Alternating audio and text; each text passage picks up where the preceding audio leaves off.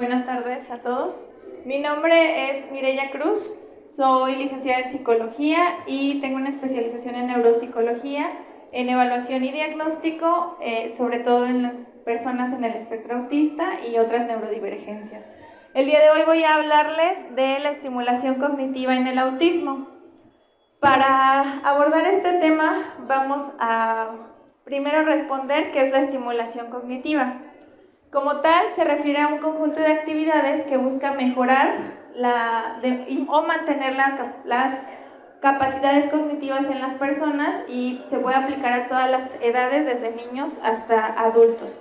Para definir qué son las capacidades cognitivas o las habilidades cognitivas, vamos a hablar y a mencionar qué es la cognición. La cognición se refiere a procesos mentales muy específicos, los cuales pues son propios del ser humano o de los seres vivos con altas especialidades y nos ayuda a obtener información del entorno a partir de este procesamiento cerebral y también de cómo conocemos el entorno a través de nuestros sentidos. El aprendizaje que nosotros tenemos desde que somos muy pequeños se relaciona justamente a través de cómo exploramos y conocemos el mundo. Cuando somos muy pequeños, o ustedes saben quienes han sido papás y tienen hijos, o recuerdan en su infancia, pues regularmente el explorar el mundo es tocando, probando, oliendo, sintiendo, todo eso a través de este conocimiento que hacemos, y eso es lo que nos ayuda a generar estas conexiones en el cerebro, estas conexiones neuronales que posteriormente se convierten en aprendizaje, en cómo nosotros aprendemos y conocemos el mundo. En este sentido, pues el procesamiento cognitivo depende tanto de estas capacidades sensoriales como de nuestro sistema nervioso central. Esto es muy importante porque tenemos que recordar que en muchas ocasiones hay pequeños que desde el nacimiento tienen alguna condición y esto hace que su procesamiento sensorial se vea afectado o tenga alguna condición que no representa en el mundo real, nos afecta en cuanto a cómo perciben ellos el mundo.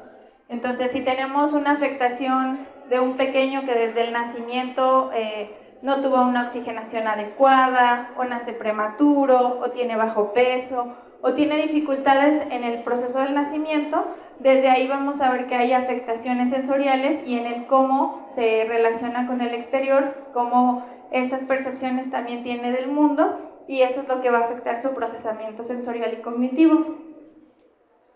Ya que definimos qué es esta parte de la estimulación y qué es la cognición, entonces vamos a ver que como tal la estimulación cognitiva va a englobar todas las actividades dirigidas a impulsar el desarrollo y mantener las capacidades cognitivas que ya existen. En la estimulación lo que nos interesa es que se desarrollen estas habilidades. Por eso desde muy pequeños buscamos en los chicos o en los pequeñitos generar estas habilidades o estas actividades. Es muy importante que a los chicos pues desde pequeños se les empiece a estimular a través del lenguaje, a través del juego, de las actividades, de la interacción con otros. Por eso nosotros vemos con los niños que todo el tiempo se les está hablando, todo el tiempo que les pones música, que juegas con ellos, que tienes esta interacción constante, porque como les decía, a través de esa interacción es como el niño va a conocer su entorno y va a conocer su realidad o el mundo en el que vive. Como vemos estas capacidades cognitivas, ahí ya cuando hablamos de procesos cerebrales, estamos hablando de procesos específicos, como pueden ser la atención, la memoria, el lenguaje, las funciones ejecutivas y otras. Estas son funciones que nosotros vamos a ver que se van a desarrollar a lo largo de la vida. Es importante entender que la estimulación no es solamente para los niños, sino que a lo largo del ciclo vital tenemos que tener una estimulación constante. Incluso nosotros, que ya estamos en la edad adulta, en los adolescentes, en las personas de la tercera edad, se tiene que buscar constantemente esta estimulación porque, como les comentaba, genera estas conexiones neuronales que nos van a ayudar a mantener a un cerebro sano.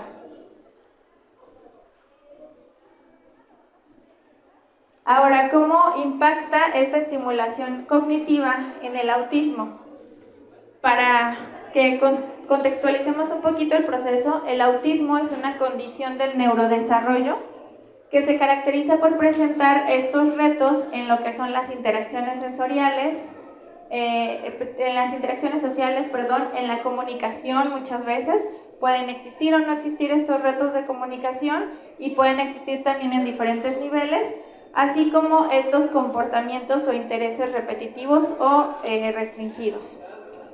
Tenemos que tener en cuenta que estos retos o esta parte que conocemos con el autismo, pues es un espectro. Estamos hablando que en sí no es una enfermedad, por eso quizás el compañero le mencionaba, no tiene por qué haber una cura, porque no estamos hablando de una enfermedad. Cada cerebro funciona de manera diferente, conoce el mundo de manera diferente a través de estos aprendizajes que les vengo comentando. Cada uno tiene una forma diferente de conocer el mundo. Por eso es que de repente puede pasar que a algunos nos gusten unos olores, ¿no? Pues a mí me gustan los olores dulces, pero a mí me gustan los olores más frescos. Y eso es una diferencia natural del ser humano por las preferencias. Y eso es lo mismo que pasa con una persona que puede estar en la condición del espectro autista. Solamente que vemos magnificadas ciertas preferencias y eso nos hace, pues, denotar un poco más estas características. Pero sí es importante que entendamos que no estamos hablando de una enfermedad, solamente de una condición de vida, como la podemos tener cualquiera de nosotros. Además, estas manifestaciones que vemos en el espectro autista son manifestaciones que se pueden presentar en diferentes grados y en diferentes variables. Por lo tanto, no vamos a ver las mismas condiciones en una persona que está en el espectro que en otra. Puede haber chicos que de repente les pueden gustar o en estos intereses restrictivos y repetitivos los trenes. Hay otros chicos a los que les pueden gustar las marcas de autos, los equipos de fútbol, los dinosaurios. Cada chico o cada persona en el espectro elige sus propios intereses, sus propias, como tal, preferencias. Y eso lo tenemos que tener claro, por eso es que no estamos hablando de una condición específica. Sí hay rasgos característicos y sí hay rasgos que nos hablan en los manuales diagnósticos que nos ayudan justo a establecer este perfil, pero no vamos a ver estas características de la misma manera en todas las personas, ¿de acuerdo?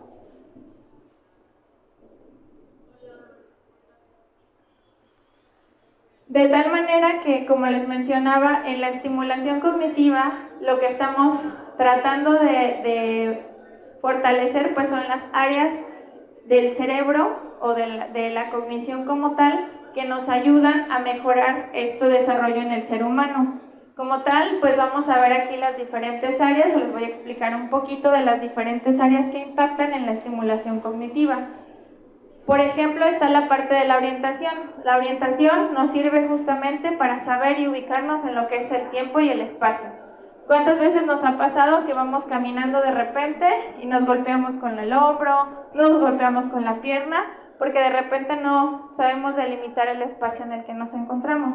Eso también es parte de la orientación. La parte de ubicarnos en un espacio más amplio, de conocer hacia dónde está la derecha, la izquierda, hacia el frente, hacia atrás, qué es lo que puedo tener a mi alrededor. Todo eso tiene que ver con la parte de la orientación. Y hay personas que sin estar dentro del espectro autista o que quizás no están diagnosticadas, pueden tener alguna dificultad o algún reto en esta parte de la orientación. También está la parte de la memoria, que es un proceso muy importante el cual nos permite recibir, almacenar y además recuperar información. Este es un proceso muy complejo que también nos va a ayudar mucho en la parte del aprendizaje. ¿Por qué? Porque recibimos la información y la información se va a recibir a través de los diferentes sentidos: visual, auditiva, verbal. En este momento que ustedes están escuchando esta plática, ustedes están teniendo varias vías de entrada de información.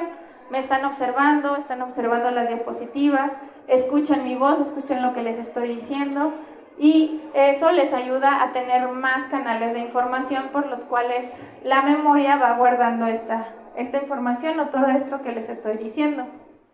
Nos ayuda a almacenar también esta información y posteriormente a recuperarla. También son diferentes procesos.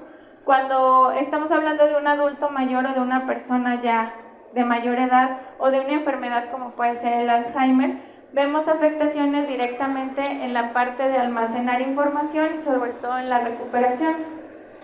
Pero sí es importante que en este caso, en el caso de los niños que estamos hablando, actualmente tenemos que tener en cuenta que la memoria también en el espectro autista es muy diversa.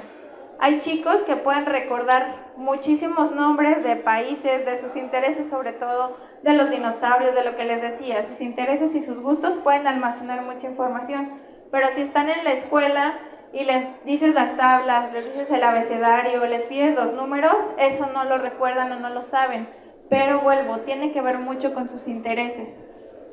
Eso ayuda, el interés ayuda en la memoria a que esto se afiance más. Esta huella de memoria en el cerebro quede mucho más impresa y eso nos ayuda a recordar más cosas, porque aparte de que me interesa la información que estoy conociendo, es algo importante para mí o tiene un significado. Por eso es que en los paradigmas actuales de la educación hablamos de este aprendizaje significativo, que quiere decir que lo que yo aprendo o lo que yo realizo, lo que estoy aprendiendo, signifique algo para mí y eso hace que el aprendizaje se afiance de mayor manera a estarlo repitiendo muchas veces, ¿sí? Después tenemos otro proceso que es la atención. La atención como tal también es un proceso complejo. En muchas ocasiones solo pensamos esta parte de pongo atención porque estoy aquí, estoy viendo a la persona. Pero la atención se divide justamente en estos niveles atencionales, los cuales pues significan un mayor nivel de atención. Es decir, si tengo una atención focalizada, por ejemplo, tengo que tener mi foco atencional en el mismo objeto. Por ejemplo, yo ahorita que estoy dándoles la plática, esta charla, tengo que tener mi foco atencional aquí y ahora. Pero de repente también tengo una atención dividida. ¿Por qué? Porque mi atención se divide entre verlos a ustedes y ver a las personas que están pasando. Entonces ese es otro nivel atencional, pero mi foco de atención se mantiene aquí, ¿de acuerdo? Hay otro nivel atencional que se llama atención selectiva, que es algo de lo que ustedes están haciendo en este momento. Tratan de poner su atención, su foco de atención aquí conmigo, pero al mismo tiempo están bloqueando todos los estímulos que hay alrededor, el ruido que puede estar pasando, el ruido de la gente, lo que están hablando. Ahí estamos bloqueando esa información. A eso se le llama atención selectiva. También está la parte de la atención alternante. La atención alternante es esta capacidad que se puede tener para cambiar de foco atencional. Digamos, si en este momento alguien llega y me interrumpe o me entra una llamada y yo contesto y yo puedo regresar al mismo punto de la plática, estoy teniendo una buena atención alternante porque estoy pudiendo hacer este switch entre las dos actividades. Como les explico, la atención es mucho más compleja de lo que se ve. Es mucho más del solo poner el foco de atención o solo estar aquí mirando y teniendo la atención o el foco atencional en una misma actividad. Es aquí donde vemos también mucha parte de la neurodivergencia. ¿Por qué? Porque nuestros chicos en el autismo pueden tener una mala atención focalizada, es decir, que su atención se dispersa, va de un lado para otro y por eso saca un juguete y por eso saca otro, pero al mismo tiempo podemos tener un chico que tiene una buena atención dividida, porque le estás hablando y el niño está jugando, pero de repente le dices algo, le dices su nombre y te voltea a ver o te responde. Entonces puede estar en los dos lados, tiene una buena atención dividida, ¿sí? Por eso es que muchas veces decimos, ay, es que tiene un ojo al gato y otro al garabato, ¿sí? Tiene que ver con estos niveles atencionales. Ahí es donde les comento, el proceso de atención es complejo y es importante conocerlo. No podemos juzgar el que el chico no aprenda o no esté prestando atención, y lo digo entre comillas porque muchas veces pareciera que no está prestando atención, pero quizás su foco atencional o su foco de interés está en otro lado. Y ahí es donde nosotros tenemos que tener esta certeza para buscar y jalar su foco atencional y que permanezca por más tiempo, que eso es lo que se conoce como atención sostenida. ¿Sí? ¿Ahí les va quedando claro? Digo, es un poco complejo, pero se los traté de explicar lo más sencillo que se pueda. Realmente como proceso, cada proceso tiene su complejidad y por eso es que en los niños con autismo pues tenemos que tener muy claro este proceso de atención. Otro de los procesos que se ven afectados o los cuales tenemos que estimular en el autismo, pues es mucho la parte del lenguaje. Como bien lo mencionaba anteriormente el terapeuta, es importante identificar qué parte del lenguaje está afectada en los niños. A veces es la comprensión, a veces es la expresión, a veces es la articulación, a veces es solamente la generación del vocabulario. Tenemos que tener muy claro qué es lo que está sucediendo para poder estimular esa área de manera efectiva. Si bien nosotros a veces en esta manera coloquial decimos, ay, es que el chico no aprende a hablar, o es que, pues ya tiene 3 años y no habla, pero el papá o la mamá fueron igual, hablaron hasta los 6 años. Tenemos que identificar esos rasgos y saber el por qué están sucediendo, el por qué está pasando y en qué podemos ayudarlo, y sobre todo saber qué área del lenguaje o qué aspecto específico del lenguaje es el que está afectado o el que tiene retos para apoyar y rehabilitar o estimular desde ahí. Otra de las áreas que también es muy importante en la cognición, pues es la generación del cálculo, de las operaciones matemáticas, el concepto de número, la suma, la resta. También está lo que se conoce como praxias. La praxia es pues muy relacionado también a lo que les mencionaba en la charla anterior el compañero, que tiene que ver con el movimiento. Esta generación del movimiento a través de planificar una acción.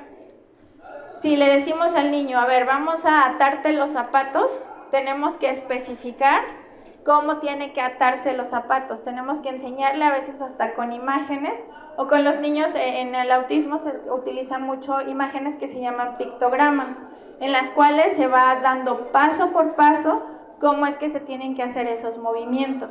Muchas veces también les tenemos que enseñar incluso cómo vestirse, que eso es lo que va por parte de la terapia ocupacional. ¿Qué movimientos tengo que hacer para vestirme, para aprender a cambiarme, a ponerme los zapatos, a ponerme la camisa, la playera, el suéter? Todo eso tiene que estar relacionado con las praxias. También incluso el movimiento que hacemos para comer. Si nosotros nos detenemos y lo vemos específicamente, comer es un proceso también complejo.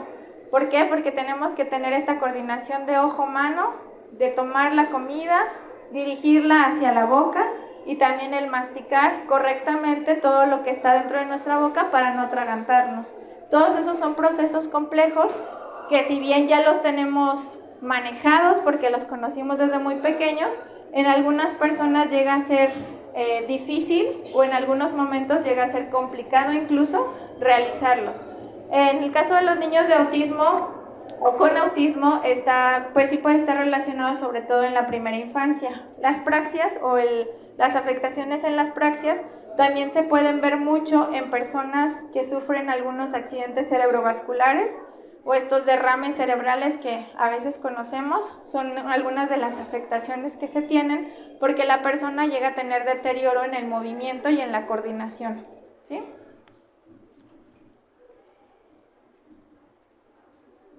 Otra de las áreas importantes que también vemos en cuanto a los procesos cognitivos es lo que se conoce como gnosias.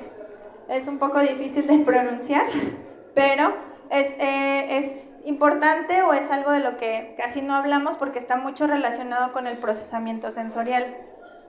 Cada una de estos procesos nos ayuda justamente a ver en qué nivel aceptamos o recibimos esta información, y también puede haber retos o afectaciones en algunas de estas áreas que afecten directamente a nuestros pequeños, a nuestros adultos o a nuestras personas en el espectro autista.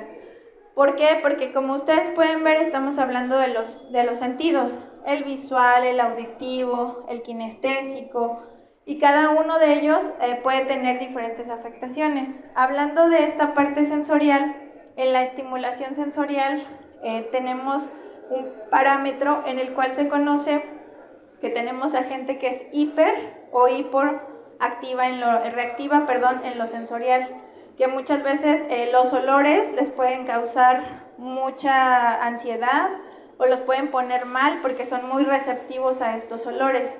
En esta información que se tiene de primera mano o que se conoce en un primer momento en el espectro autista, pensamos que todos los niños se afectan con los sonidos o que todos los niños se afectan también con la ropa, que no les gustan ciertas telas. No pasa con todos, como bien les decía en un inicio, en el autismo, al ser un espectro, cada persona lo manifiesta de forma diferente y tenemos en esa gama del espectro a los hiperreactivos o a los hiporreactivos.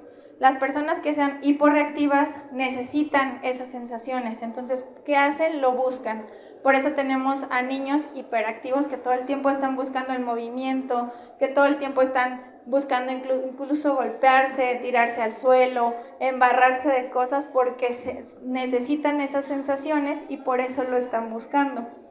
Y eso es importante también que lo vayamos reconociendo y vayamos viendo cuáles son estas áreas en las que se necesita fortalecer el desarrollo de estos pequeños.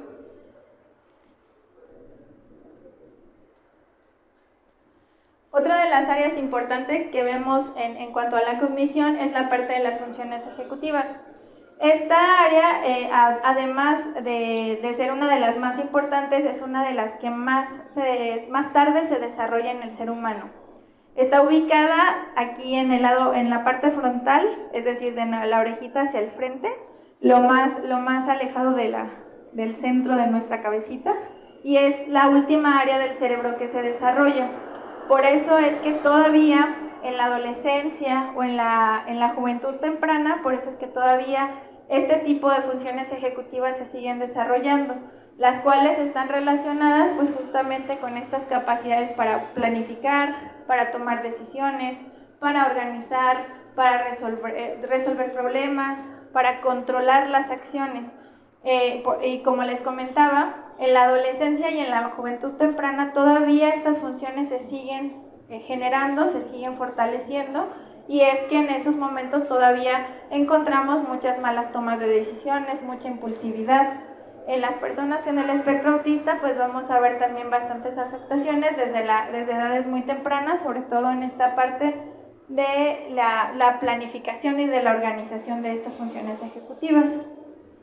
También vamos a ver que las funciones pues van a impactar de forma diferente en las demás. O sea, una función no es única, no es que si tengo afectación en la memoria, pues ya solo afecté la memoria, sino la memoria pues va a afectar el aprendizaje, va a afectar el lenguaje, va a afectar la forma en la que tomo decisiones.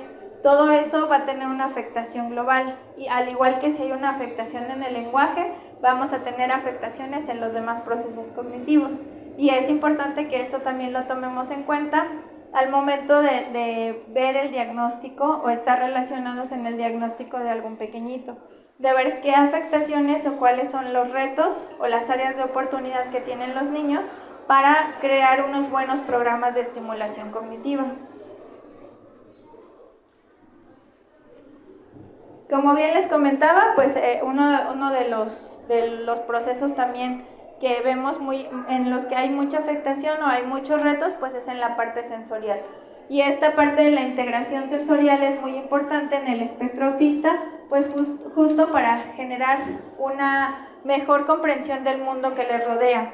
Cuando el niño puede integrar toda esta información que llega a través de los sentidos, a través de lo que escucha, huele, de lo que siente, entonces hay una mejor comprensión de lo que está alrededor de él y es más fácil para él conocer el mundo. Cuando tenemos estas afectaciones o estos retos con los pequeños, es donde vemos que les cuesta trabajo ir a espacios donde hay muchas personas, donde hay mucho ruido, donde hay mucha gente, donde los estímulos están por todos lados y les cuesta integrar toda esta información para relajarse y sentirse en un lugar seguro.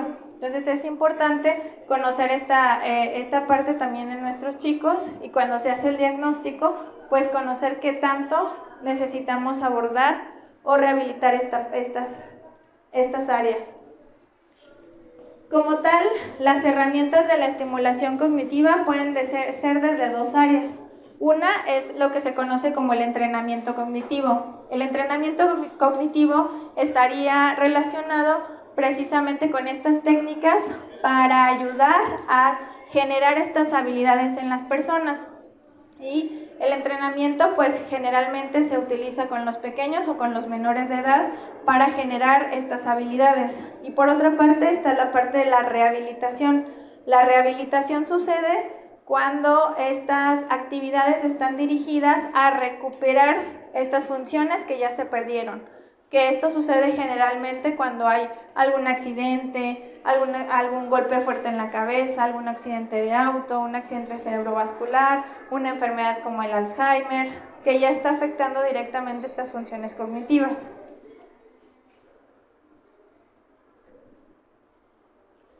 ¿Y qué es lo que podemos hacer nosotros para generar o para tener un buen programa de estimulación cognitiva? Es importante que tengamos primero una buena evaluación de los pequeños. Un buen programa de estimulación se va a generar a partir de la evaluación oportuna y correcta de los chicos. Para generar este proceso de evaluación, pues justo tenemos que conocer la historia clínica, tenemos que conocer todos los antecedentes del chico, conocer habilidades desde cómo duermen, incluso desde que estaban en el embarazo de mamá, cómo fue el embarazo, cómo fue el momento del nacimiento. Se tienen que preguntar todo ese tipo de cuestiones, el peso al nacer, saber si son niños prematuros, saber si son niños que tenían bajo peso al nacer. Conocer todas esas áreas es importante para ir fortaleciendo esta parte del diagnóstico. De ahí, pues es importante también tener estos acercamientos escolares, saber cómo hay estas afectaciones y cómo la escuela también puede estar reportando estas conductas, cómo hay manejos en la escuela que pueden ser diferentes en casa. Para todo eso tenemos que tener un diagnóstico, hacer una evaluación completa, hacer preguntas, preguntarle a los papás y posteriormente ver al pequeño, tener esta interacción ya con el chico. ¿Para qué? Para iniciar a ver cómo están sus procesos cognitivos. Como les acabo de mencionar, todos los procesos cognitivos que les acabo de mencionar se tienen que valorar al momento del diagnóstico, para lo cual se utilizan pues pruebas y test estandarizados que nos ayudan a conocer cómo es que está el funcionamiento de cada una de estas habilidades cognitivas. De acuerdo, hay pruebas estandarizadas que se aplican de acuerdo a la edad. En el caso del autismo, hay pruebas específicas que nos ayudan a conocer si es o no es una persona dentro del espectro autista. Y estas pruebas pues también cambian respecto a la edad. No es las mismas pruebas que le aplicamos al niño, que le aplicamos a un adulto a lo mejor de más de 20, 25 años. Sí tenemos que ver mucho cómo están especificadas, cómo están toda esta parte de las pruebas. Entonces, sí les recomiendo mucho que al momento de buscar un diagnóstico, pues vayan con un profesional que les haga todo este plan, que les explique mucho cómo está todo este plan en cuanto al diagnóstico, en cuanto a qué es lo que van a hacer con sus chicos para tener toda esta información de manera oportuna. ¿De acuerdo?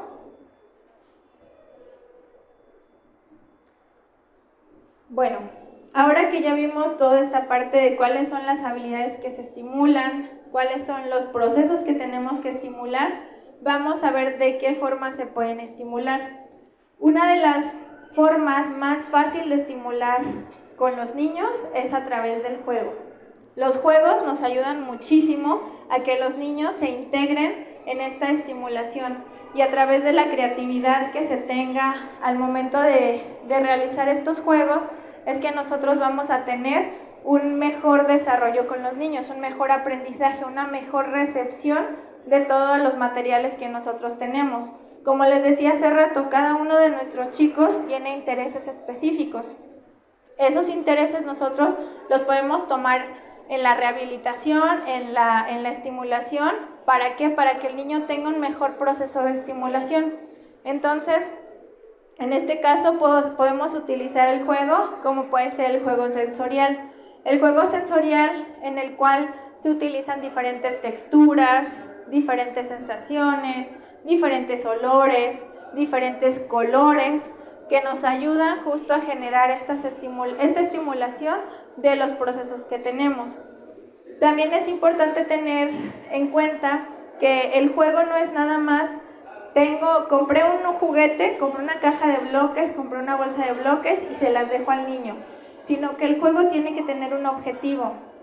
Cuando el juego tiene un objetivo, es ahí donde generamos el aprendizaje en los chicos. Cuando tenemos específicamente un momento en el cual estos bloques me van a ayudar a que generar en el niño la clasificación de colores. Entonces le voy a enseñar que estos son los verdes, que estos son los rojos, que estos son los azules. O el conteo, por ejemplo. Esta vez estos bloques me van a ayudar a generar el conteo. Y entonces les voy a poner los números y vamos al 1, 2, 3. Cada uno de estas actividades o de estos materiales pueden tener diferentes propósitos. Incluso si tenemos estos colores, por ejemplo, podemos hacer de repente algo que se conocen como cajas sensoriales. Estas cajas sensoriales, pues justo se hacen con diferentes materiales para que los niños tengan estas diferentes texturas, estas diferentes sensaciones y, como les repito, el juego siempre tiene que tener un objetivo. Si no, realmente, por más que nosotros pongamos al niño, no vamos a ver un aprendizaje significativo, ya que el juego no lo está teniendo de forma efectiva. ¿Sí? ¿Hasta aquí tienen alguna duda? ¿No? ¿Todo bien? Muy bien. Otro tipo de juego que nos ayuda mucho con los chicos es el juego de imitación. Un juego de imitación nos ayuda mucho para que el chico tenga esta comunicación social. O sea, si el niño ve e imita las acciones que yo realizo, entonces el niño va a tener esta comprensión, qué es lo que necesito de él. Y tenemos que tener en cuenta que al momento de estimular, que les vuelvo a repetir, tenemos un objetivo. En este caso, necesito que el niño aprenda a imitar las acciones. Vamos a aprendernos una canción. Entonces, esos movimientos que yo le voy a enseñar tienen un objetivo específico. Le voy a enseñar dónde está arriba, dónde está abajo, dónde está a los lados, dónde está a la izquierda, dónde está a la derecha. Ya tenemos un objetivo, pero aparte el niño me está imitando, es decir, observa lo que yo hago y lo replica. Y eso es otro proceso de imitación que el niño también está desarrollando. Porque a través de la imitación también se produce el aprendizaje. Yo veo que alguien más hace algo, yo veo que alguien más puede realizarlo y entonces yo también aprendo de esas acciones. También este tipo de juego pues se puede llevar a diferentes niveles. Se pueden llevar a juego únicamente con los niños, juego individualizado, el juego en la terapia, el juego con papá y mamá. Y como les repito, a veces no necesitamos comprar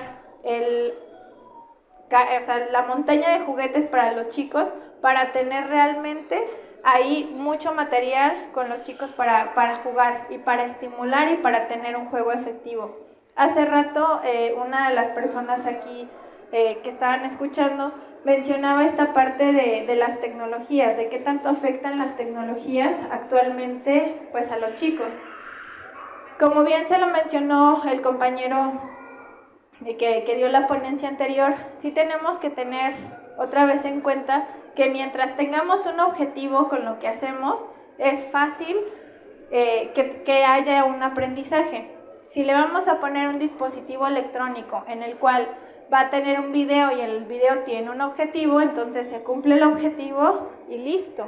No tenemos que prolongar el que tenga que utilizar para todo momento el aparato electrónico. Pero muchas veces pues solo damos el aparato electrónico para entretener, para que no llore, para que no haga berrinche, y a veces entonces ahí rompemos el objetivo. ¿Cuál es el objetivo? Que el niño lo tenga. Y les repetía, si nosotros no jugamos con el niño, es difícil que se genere ese aprendizaje. ¿Por qué? Porque nosotros sabemos para qué es. A ti te enseñaron de chiquito para qué eran los cubos, para armarlos, para apilarlos, para clasificarlos. Pero el niño, tú lo tienes que enseñar a generar esas actividades. Y eso es lo importante de generar este juego imitativo. También a través de este juego imitativo, pues podemos hacer estas actividades como saludar, despedirse, el bailar, el generar estos juegos en conjunto, estos juegos sociales con otros niños. Y es importante que tengamos esto en consideración. Si nosotros queremos estimular algo específico, a veces tampoco tenemos que planear una actividad que dure 1 hora. A veces con 20 minutos que nos sentemos incluso a leerle un cuento con los niños, eso es más que suficiente para estimular un área del lenguaje o estimular o promover la lectura con los chicos. Entonces, sí es importante que lo tengamos en consideración. Otro de los juegos importantes y de los cuales también en los niños en el espectro autista se benefician mucho es el juego de roles. Este juego de roles está determinado por hacer actividades de la vida cotidiana, pero a través del juego. Como ir a la tiendita, ser el maestro, no sé, que como en Kitsania que van y cambian las llantas, generar el juego del doctor, jugar a la casita, o sea, todos estos juegos que podemos generar con los niños los ayudan también a conocer el contexto social de cada una de estas actividades. Por ejemplo, vemos aquí cómo fomentamos la creatividad a través de decir, hoy yo voy a ser el tendero y yo voy a venderte, ¿qué vas a comprar? Y desde ahí estamos generando un juego de roles. Con los niños dentro del espectro autista muchas veces les cuesta mucho trabajo generar estos juegos imaginativos, pero también les ayuda mucho a estimular la parte de la interacción social, de cómo ellos se conectan o entienden cómo funcionan estas interacciones sociales, cuando voy a la tienda, cuando vamos a comprar, cuando vamos al cine, cuando vamos al doctor. Ya sé qué va a suceder, ya no estoy a la expectativa ni tengo temor o no me da tanto miedo porque ya sé que si voy al dentista, el dentista me va a poner un aparato que va a sonar fuerte. O ya sé que el doctor me puede picar. Sí, obviamente van a ocurrir incidentes, pero ya el niño tiene esa previsión, ya sabe qué es lo que va a suceder. Y les repito, el juego es una forma muy buena de estimular, pero siempre el juego tiene que tener un objetivo. Siempre tenemos que buscar la forma de objetivar el juego para que entonces el niño tenga y genere esas habilidades. Y es más fácil que el niño aprenda a través del juego, como les decía hace rato, que solo lo repitamos y lo repitamos y lo repitamos una y otra vez.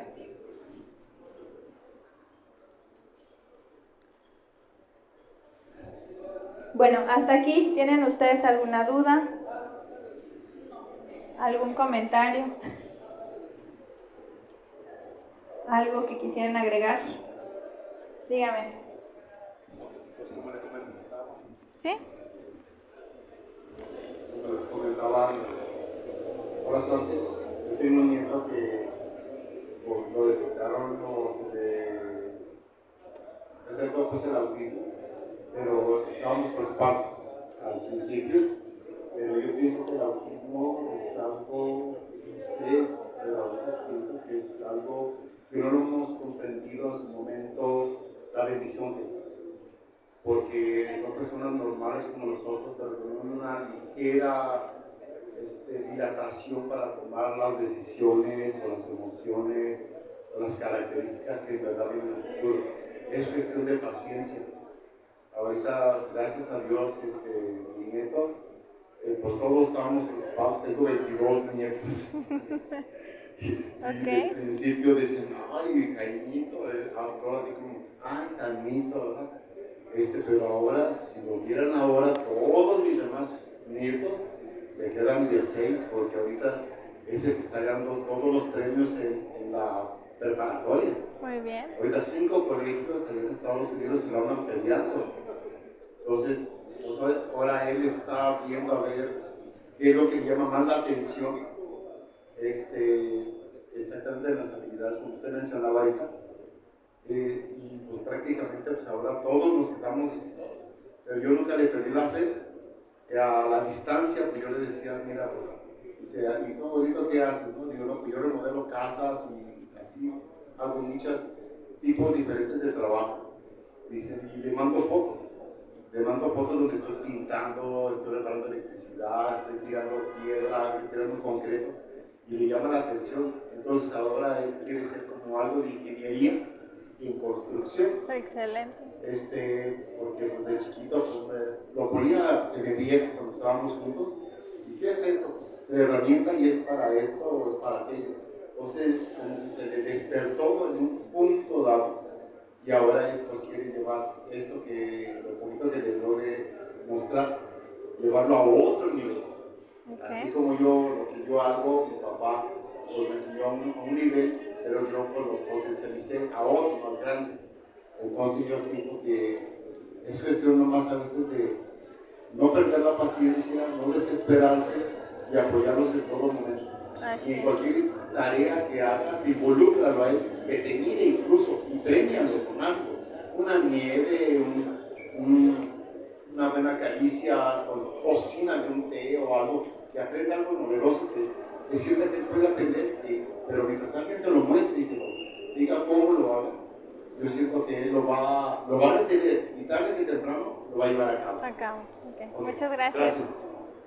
Muchas gracias, me parece muy valiosa su aportación justamente por hablar de que dentro de las familias de nosotros pues existen personas con esta o muchas otras condiciones que solo falta tener como esa paciencia, reconocer que les podemos ayudar y apoyar de cualquier manera para tener muchas más habilidades.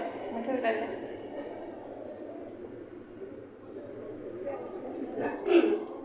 Bueno, la base principal que yo entiendo de lo que ustedes están trabajando es muy importante, pero hay un punto que las personas no estamos considerando, que cuando tenemos hijos pequeños, nuestra presión en la casa, del esposo, del trabajo, es más fuerte y se concentra más que en casa. Yo tengo muchos amiguitos pequeños, 3, 4, 5, 10 y más allá. ¿Por qué siempre andan estresados? Porque los papás les transmiten las mismas cualidades que viven día a día. Y ellos no ven más allá de lo que les ponemos. Nosotros somos el espejo para los pequeños. Nosotros somos el reflejo de lo que ellos van a hacer mañana. Pero queremos creer que no hace esto porque no es inteligente, que no se mueve y nada más está pegado en la televisión. No, él no tiene la culpa. ¿Cuántas veces algunos de ustedes, padre, madre, se ha sentado con el pequeño a platicar y a preguntarle qué tiene, qué le molesta, qué no le gusta de mí?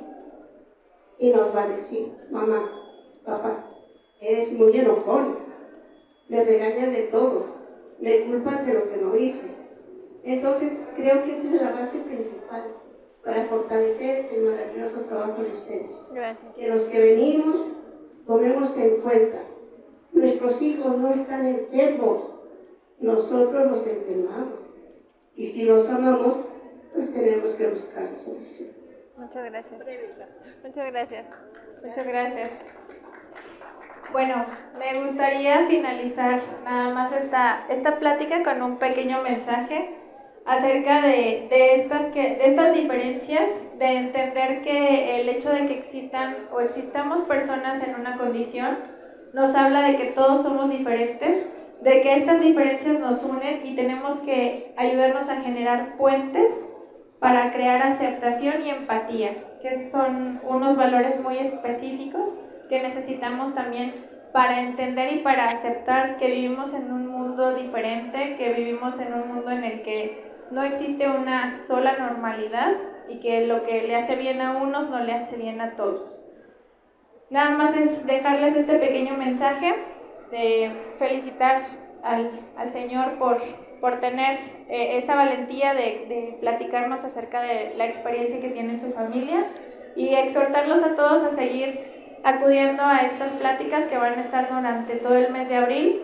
Va a haber diferentes enfoques, diferentes temas, todos relacionados al autismo. También en la mañana se comentaba, el autismo pues no es algo que solamente tenemos que visibilizar en un día, por eso es que también los invitamos a seguir viniendo y conociendo acerca del tema. Les agradezco mucho su tiempo, gracias por venir y los esperamos en las siguientes pláticas.